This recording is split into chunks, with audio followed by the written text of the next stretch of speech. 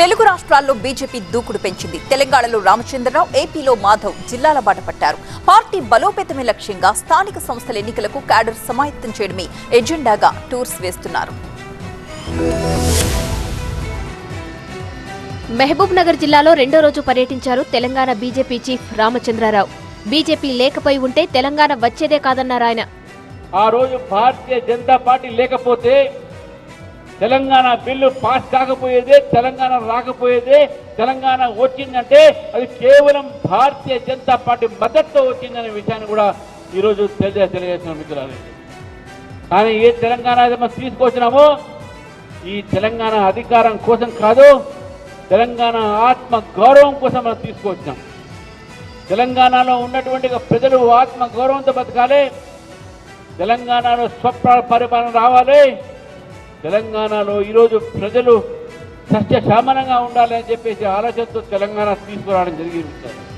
స్థానిక సంస్థల ఎన్నికల్లో బీజేపీ సత్తా చాటాలన్నారు రామచంద్రరావు. వచ్చే అసెంబ్లీ ఎన్నికల్లోనూ బీజేపీ విజయం సాధించేలా ప్రణాళిక రూపొందిస్తున్నామన్నారు. డబుల్ ఇంజిన్ సర్కార్తో ప్రజల జీవితంలో మార్పు వస్తుంది, వెలుగు వస్తుందని చెప్పి తెలియజేస్తూ మనందరం కూడా కష్టపడదాం, ముందుకు పోదాం, స్థానిక ఎన్నికల్లో గెలుస్తాం, మున్సిపాలిటీ ఎన్నికల్లో గెలుస్తాం.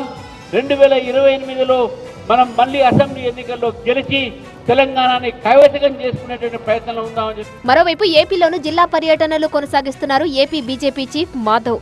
కడపలో కార్యకర్తలకు దిశానిర్దేశం చేశారాయన.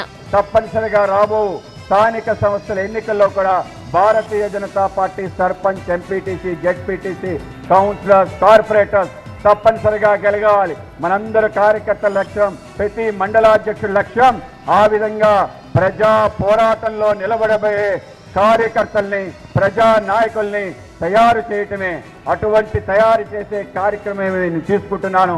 మనం నడుం కట్టి ముందుకెళ్లాలని మీ అందరికీ తెలియజేస్తాను. ఏపీలో ఏ ఎన్నికలు జరిగినా బీజేపీ ఎక్కువ స్థానాల్లో పోటీ చేస్తుందన్నారు మాధవ్. బీజేపీ బలపడడానికి ఇదే సరైన సమయమన్నారు మాధవ్.